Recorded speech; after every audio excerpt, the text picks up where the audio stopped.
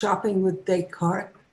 Descartes, remember, is the one whose mantra was, I think, therefore I am. Like a supermarket chicken, a brain weighs about 3 pounds, without feathers, of course. Thoughts, like feathers, weigh next to nothing, whimsies of no matter. What's a thought?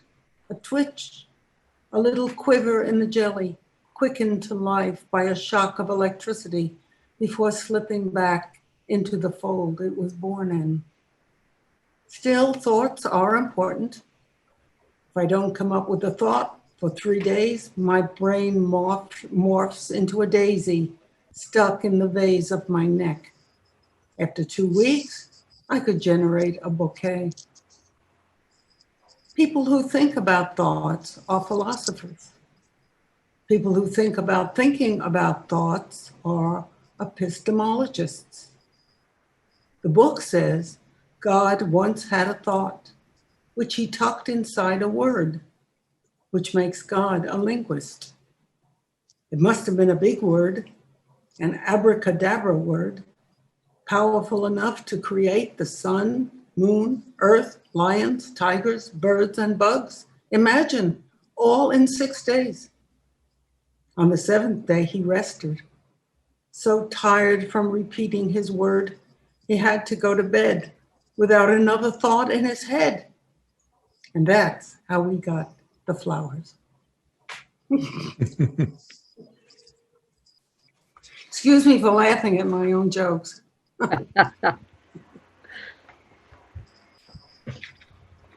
And this one was a finalist. It's about sex. I don't have to explain that, do I? It's called The Eternal Question. What's really behind the urge to merge? The kiss me quick, tremble, and undress. The grammar of the tongue. The diddle behind the shades of a late afternoon. All of which has been going on eons before we belly crawled out of the muck. Professors in laboratories with microscopes say the answer is genes. It seems we're determined to spread them, which is why we shamelessly spew out hormones like an open hydrant, spread around to advertise the juice and readiness of the flesh. Let's see. The praying mantis loses his head in more ways than one to feed his lady love, all for a mob of offsprings he'll never meet.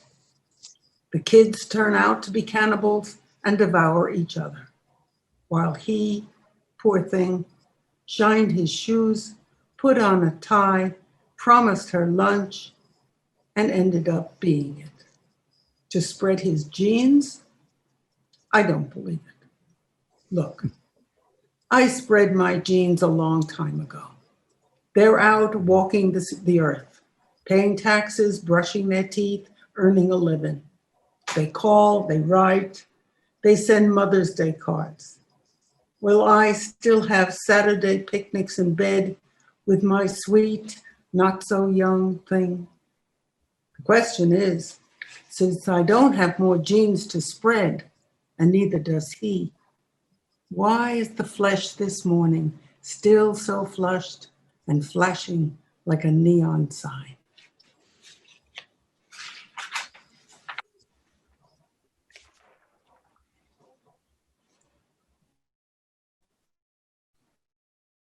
This is called Once Upon a Time.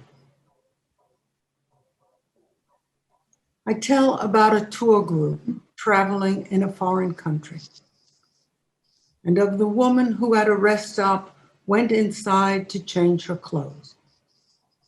When she returned to the bus, where's the lady in the pink shirt? So a search party was formed, and she joined in, searching for herself.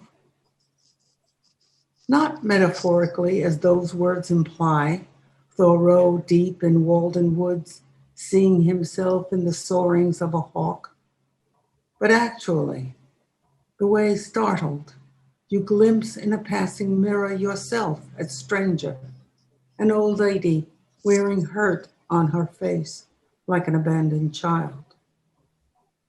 The question is, did she find herself? Or did someone else suddenly turn and say, "You're it, you, the person everyone's looking for"? Isn't that what we all want? To be the person everyone's looking for? Strapped in our seats, the bus stinking of diesel, heading north, south, anywhere, and for once, given a chance to claim a life of shining achievement just by changing a pink shirt to blue? Mother Teresa, Madame Curie, what? I could be Emily Dickinson in a white dress, having stuffed my green sweatshirt with the stained sleeves in a trash bin 60 miles east of Toledo. One more.